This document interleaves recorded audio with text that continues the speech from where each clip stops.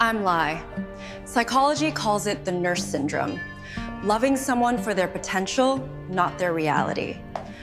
I spent 3 years fueling a pianist's dream, only to realize I was just a stepping stone.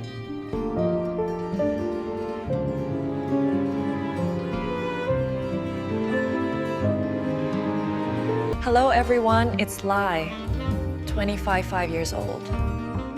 Do you believe in eternal love? I used to, until I met the man who taught me that promises are just words. Today's story is about a pianist, a melody, and a betrayal I never saw coming. It started 3 years ago. I was just a girl who loved music and dreamed too big. He was playing at a small, dusty coffee shop. Nobody was listening, except me.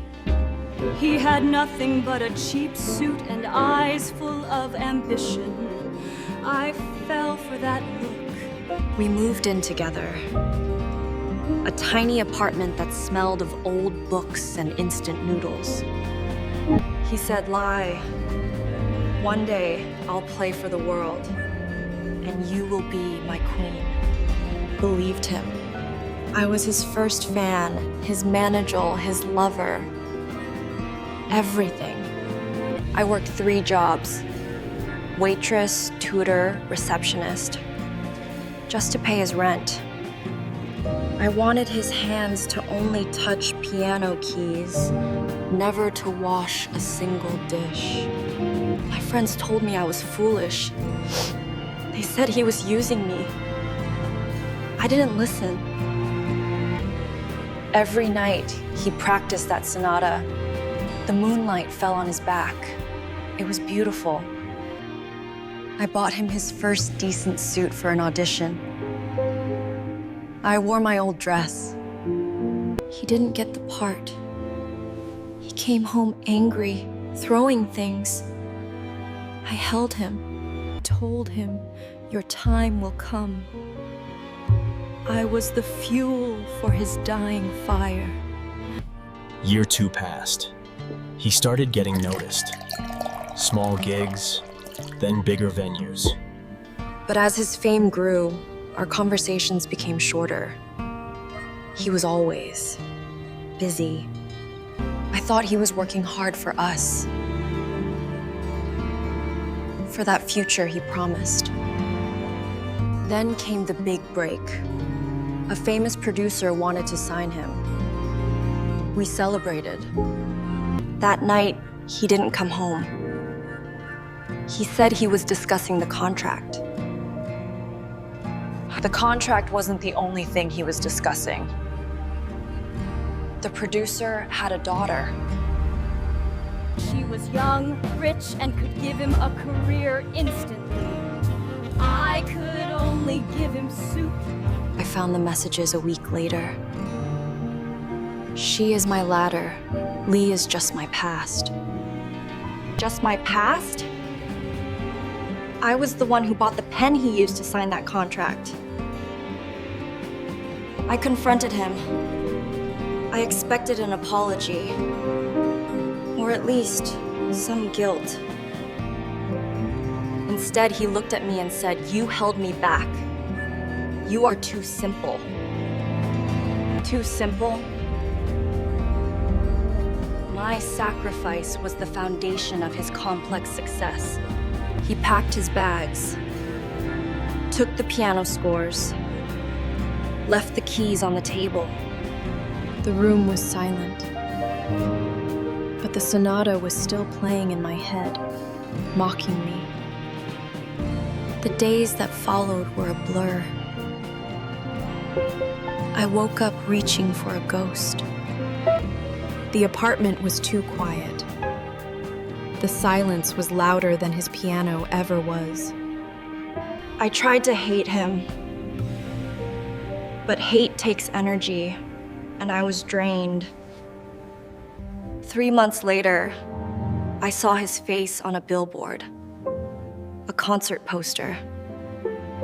He looked successful, polished, stranger wearing the success I paid for. Beside him was the producer's daughter. She was glowing. She was the queen he promised. I bought a ticket. I don't know why. Maybe I needed to see it to believe it. I sat in the back row. He played the sonata. Our sonata. The crowd cheered. They loved him. They didn't know the cost of those notes. In that moment, I realized something. He didn't play for me. He never did. He played for the applause. I was just the audience before the curtain rose.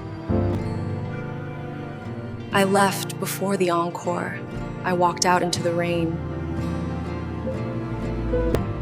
The rain washed away the foolish girl who worked 3 jobs. I went home and threw away his old shirts, the ones he left behind. It felt lighter, like dropping a heavy stone I carried for years. First love is powerful. It blinds you. It makes you a martyr. But martyrs die, and I wanted to live. I wanted to be the main character. I heard later that he cheated on the producer's daughter too. Some people are just black holes. They consume everything and give back nothing. I learned my lesson. Never love a potential. Love the reality.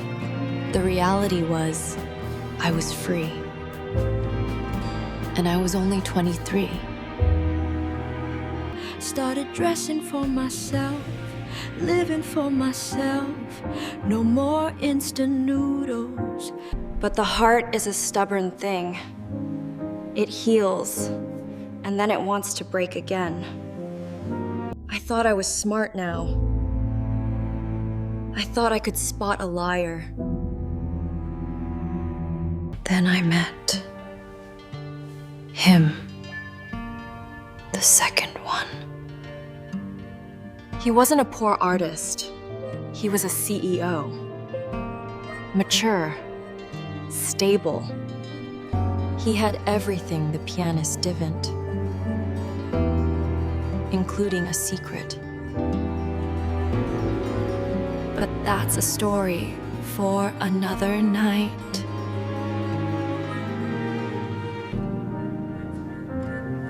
For the pianist, I have one last thing to say.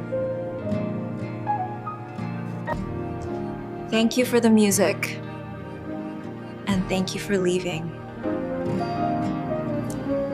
Because if you stayed, I would have never found myself. The best ending is just silence.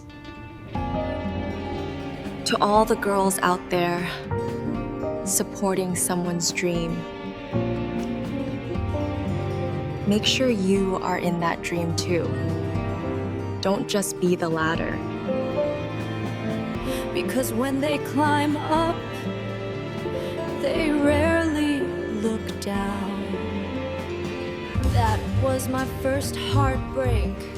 Sharp, sudden, a clean cut. The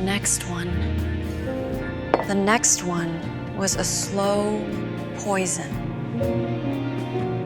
Have you ever dated a married man without knowing it? It's the most sophisticated lie in the world. He wore a ring of invisibility until his wife showed up.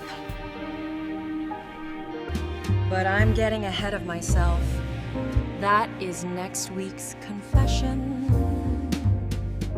For tonight, sleep well. And check your partner's phone. Just kidding. Or am I? You never know what a sonata might hide. This is lie. And this was my first story.